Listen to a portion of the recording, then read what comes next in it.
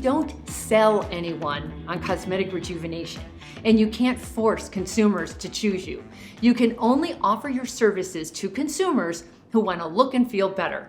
However, if you believe in yourself, it's your duty to influence them to make a good decision so they get a good result and not regret going elsewhere for a less than stellar result that makes them feel worse about themselves. Look at it this way. Prospective patients are already interested in your services because they searched on the internet, they found you, they called you, and now they're visiting you.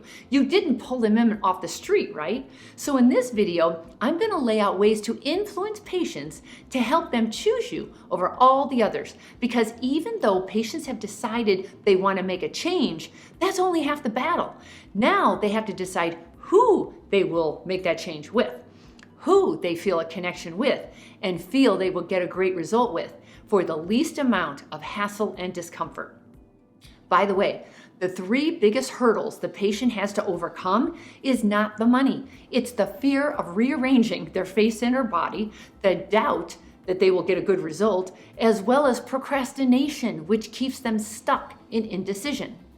Now, prospective cosmetic patients have most likely been thinking about this for years, so it's just plain easier for them to continue to think about it than it is to actually do something about it.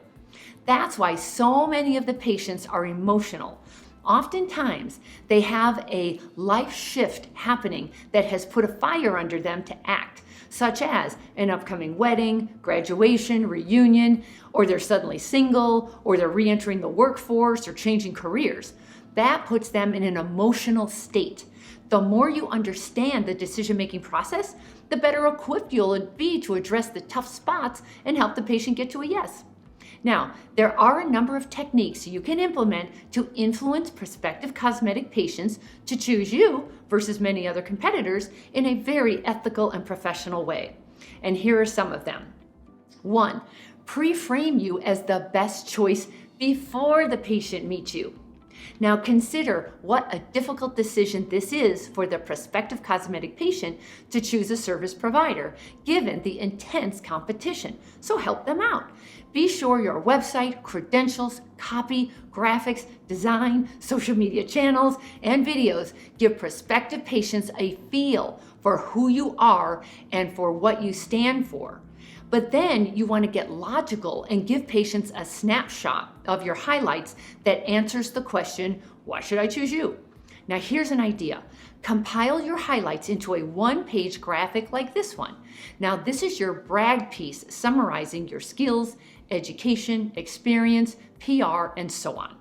Now here's number 2. Another influence technique is to set the intention. You want the prospective patient to understand where you're going so they can relax because they know what to expect from you. Now, your goal is to remove all their defenses so they stop guarding themselves. You do that by being authentic and real. And here's a great overall statement you can start with. Sarah, my job is to make sure you get all the information you need to make a good decision so you get the result you want. Now, I'll give you my professional recommendation and then leave the decision-making up to you. Sound good? What you have done here is taken the pressure off of Sarah so she can relax and think straight during her consultation with you. Now, here's number 3. Another influence technique is to watch your body language. Cosmetic patients are looking for clues to say yes or no to you, so all details count. For example, smiling naturally makes you seem approachable and likable. Eye contact shows interest and indicates trustworthiness. Raising your eyebrows signals you're not a threat. Showing your palms indicates you're telling the full story. And please do not cross your arms or put your hands in your pockets, since that signals you don't feel comfortable. And then you want to watch the patient's body language. Now, the same rules apply to your patients. If they're smiling, looking at you, opening to your recommendations, and at ease, you're in good shape. However, if they're looking down, frowning, crossing their arms, and closed up, something's off, and you want to address it before continuing. A simple question can make all the difference, such as, Karen, you seem uncomfortable. If you're anxious or confused about something, let's talk about it. That might be just what she needed to clear the air, address her concern, and get back into the conversation. Now here's 4, clearly communicate. Patients are more likely to actually hear you and agree with you when you speak concisely and clearly, and you have a two-way conversation with them. That means no big words or medical jargon or rambling so they can't get a word in edgewise. Now in my book, Your Aesthetic Practice, by the way, you can get that on my website at katherinemaley.com, where I interviewed patients. They mentioned several times the surgeon did all the talking and they didn't get a word in, so they didn't feel heard. That's something to keep in mind. Now here's 5. Another influence technique is scarcity and urgency. We humans want what we can't have. So creating a real need for something or a time constraint makes patients want it all the more than if it were abundantly available. So here's an example. Have your patient coordinator meet with the patient after your exam and recommendation. She presents the quote as if they're moving forward and then says, "Karen, just so you know, Dr. Smith is very busy and booked out for the next 3 months. However, if you wanted it sooner, I do have this one spot left on day and date. Does that work for you, or would you prefer to wait?" I use the word wait strategically since most patients don't want to wait. So they're more likely to take that one date left now rather than wait for months. Now here's number 6. Another influence technique is called the yes or yes question.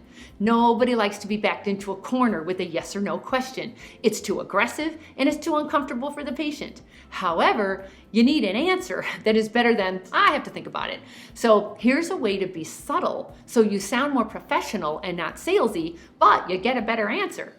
Have your coordinator ask a choice question. For example, "Karen, did you want to go with the mommy makeover or just the tummy tuck?" Or, "Are you interested in our interest-free finance plan, or would you rather use your own credit cards?" Or, "Our surgical dates are Mondays and Fridays. Which of those works better for you?" So when the patient chooses one or the other, they're moving forward. So just keep going.